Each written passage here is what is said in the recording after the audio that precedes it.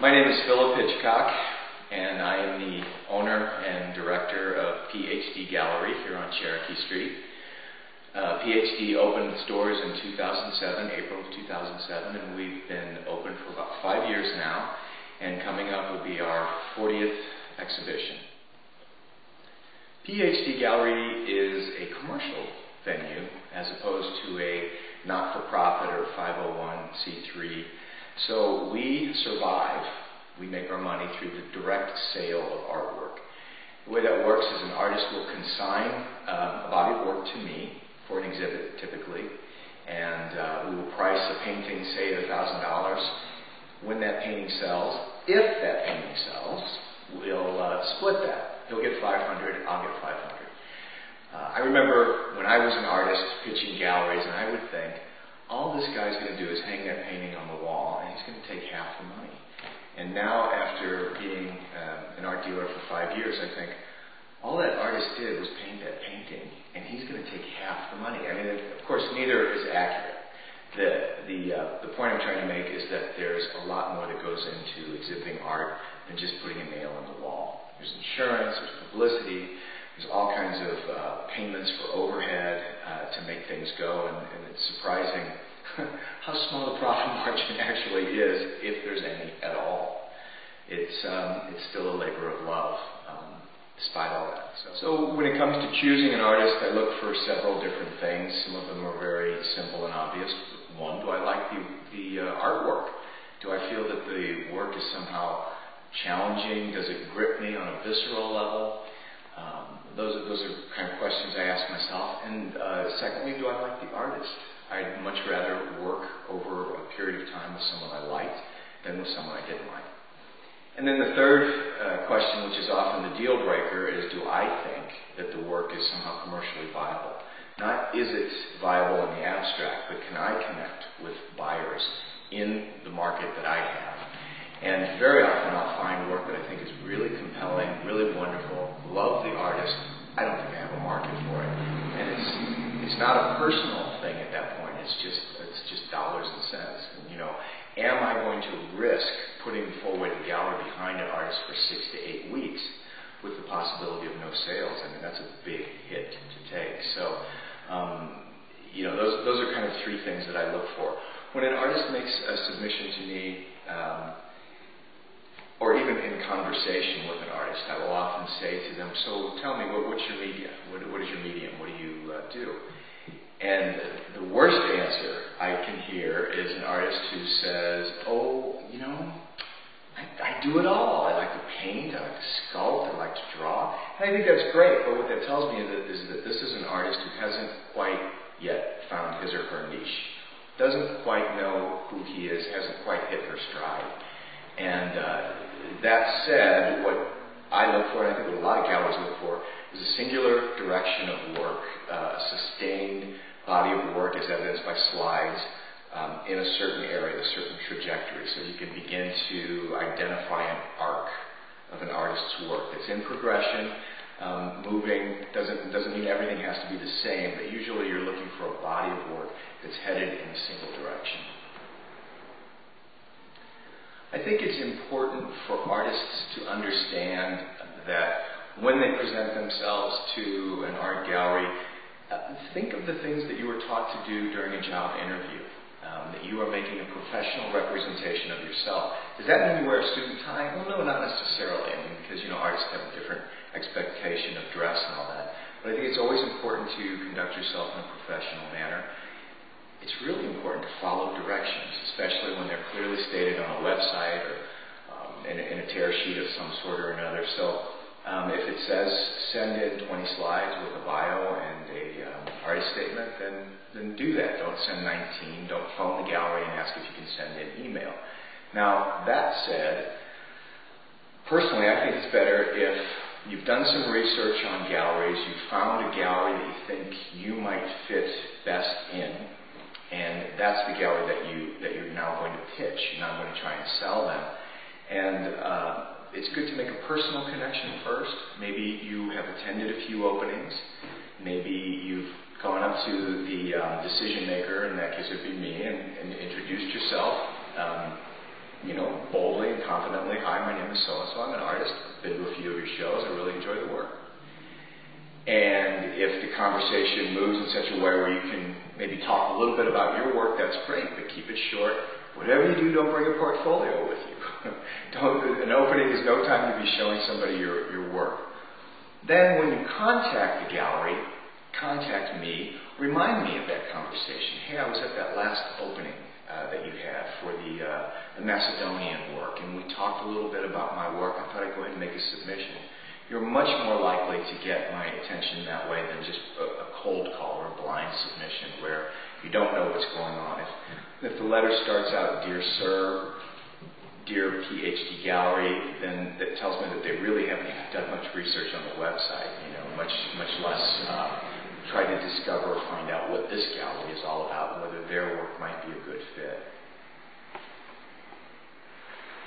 Another aspect of this sort of marriage between an artist and a dealer is the spirit of collaboration. I think a lot of artists think, well, I'll just take my work to the art dealer and then I'll get a phone call that, the sales have happened and I'm getting rich. And that's really not the case. I think the best that I can offer often is a venue, an established venue, a public venue, where people can come and see your work presented beautifully. And it's up to us, me and the artist, to sell that work, to find buyers, for the artist to bring his following in and give them now this reason to buy. And very often an artist will say, a lot of the sales came from people I know. And my response to that is, of course, well, why didn't they buy sooner? Why did they wait until the opening? And it is kind of this step up. It's a sort of, kind of celebration that is now the impetus for people to buy. And I think that is something that needs to permeate the whole relationship, is a spirit of collaboration, that we are in this together. So there are a couple of documents that an artist will be asked to provide from time to time. One is your resume, and that's usually a very detailed kind of list of exhibitions, accolades, educational achievements, things like that. Then there's your bio and your artist statement. So your bio, your biography, is a paragraph-formed story of who you are as an artist. And it is best, I think, when it's straightforward, that, in the third person, that, Philip graduated from UCLA and has continued a career in art, shown at these 2 or 3 places, won this honor this year, very interested in moving forward with a gallery like yours. You hit a few highlights. If it's going to be much more than 3 paragraphs or a page, it's probably not going to get read, and I got to be honest, you better get the important stuff in the first paragraph. That's just how it is. Then there's the artist statement. So many times I've had the experience of, the artist statement, by the way, is kind of the description of a particular body of work and the inner workings of the artist, my inner workings, and what I've sort of brought to the table creating this work. And it can be in the first person, that's fine. But I have to say there have been many times where I've looked at a series of 10 or 20 slides and then read the artist statement and thought, did this get mixed up somehow on my desk? Is this description about this work? Because artists very often get weighted down in sort of this artistic newspeak and a real kind of mechanical sort of drive and labored attempt at sounding or being important or thought-provoking, and I think simple is best. My painting is about the love of the outdoors. My sculpture tries to capture the struggle of the African American in the South. And, that's all you need. That's all you need is just a few simple statements. And the best artist statements I've read have been short. They've used simple, plain language, and have gotten straight to the point. So the discussion about disability, when to disclose that, whether or not to disclose that, I think it needs to be sort of handled on a case-by-case basis. If, for instance, I'm looking at a painting and I find it magnificent and engaging and compelling. It's just, wow, I'm drawn into this. And then I learn that the artist is partially sighted or visually challenged. Then I'm really like, oh my God. So on top of this being a wonderful painting, this artist has transcended his so-called limitations. But I think if it's dangled out as sort of a hook, or I don't want to say excuse, but perhaps, there's a golf term for it when you're given I think it's called a handicap, where give me a little bit of a pass because, I'm not competing on the same level as the rest of you. I don't think that's fair to the artist, and I don't think it's fair to the person. I don't think that a disabled artist wants to be viewed as being disabled. They want a level playing field. So if I see photography that I think is wonderful and magnificent, then I learn that the photographer is in a wheelchair and is somehow manipulating his camera through these difficult challenges and stuff, then it's like, holy cow, they've created some great works of art under circumstances that I don't even have to think about when I'm doing my work. So in those cases, I think it's important. And I would say the same thing to a Jewish artist, to a gay artist, to an African American artist, that it shouldn't necessarily be your calling card or an excuse, but if it's interesting information that somehow demonstrates that the work has transcended or been enhanced by a so-called limitation, then I think it's important. When you're pitching in gallery, when an artist begins to look for a venue, I think the bigger umbrella here is how do I go about finding an audience and developing an audience. And I think the best advice I could give an artist would be to sort of pursue those contacts that begin to bloom. If you are continually pitching galleries where you're not getting a favorable response, move on. Find another one perhaps where you are a better fit. A salesman has to love hearing no until he hears yes. And for every yes you hear, you're going to hear 1,000 no's. I mean, there are people lining up to tell you what good art is and isn't. The city is filled with purveyors of good taste.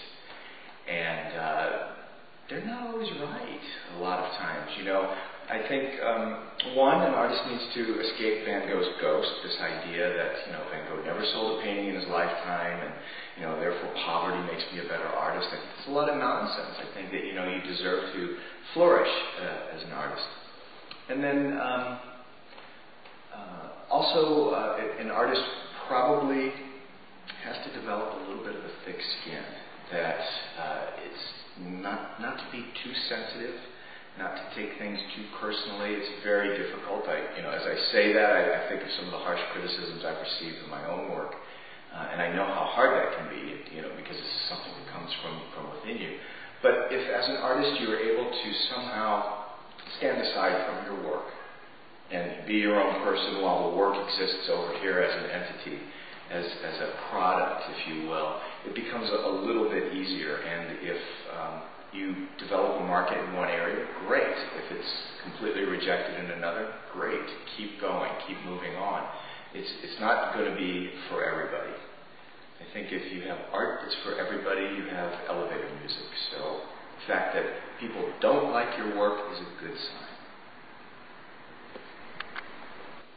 One of the things that I think often gets lost in this whole process of searching out a gallery or trying to get my name in the newspaper or something like that is the process.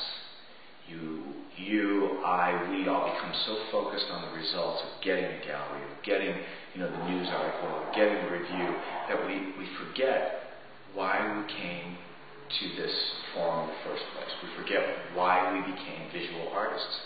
And for me, I know it was the joy of process. It was looking at the clock and seeing it was noon, getting involved in the work I was doing and glancing up again and seeing it was 4 o'clock and saying, where did the time go? I was so engrossed, so completely immersed in what I was doing. And so my wish for any artist that goes down this path is that you never lose sight of that feeling.